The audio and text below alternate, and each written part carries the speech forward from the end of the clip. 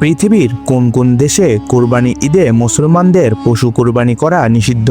Number 3, Myanmar. ঈদের দিন রোহিঙ্গা মুসলমানদের ঘরবন্দি করে রাখা হয় এবং কুরবানি করার অনুমতি দেওয়া হয় না। ঈদের আগেই গ্রামে গ্রামে সেনা মোতায়েন করা হয় এবং অনেক সময় সেনা সদস্যরা কুরবানির পশু জব্দ করে নিয়ে যায়। নাম্বার 2, ভারত। ভারতের কিছু রাজ্যে কুরবানির দিনে গরু জবাই করা সম্পূর্ণ নিষিদ্ধ। এই রাজ্যগুলোতে গরু জবাই করলে 5 থেকে 14 বছর পর্যন্ত জেল এবং 50,000 টাকা পর্যন্ত জরিমানা হতে পারে। তবে গরু বাদে অন্য যে কোনো পশু কুরবানি দিতে কোনো নিষেধাজ্ঞা নেই।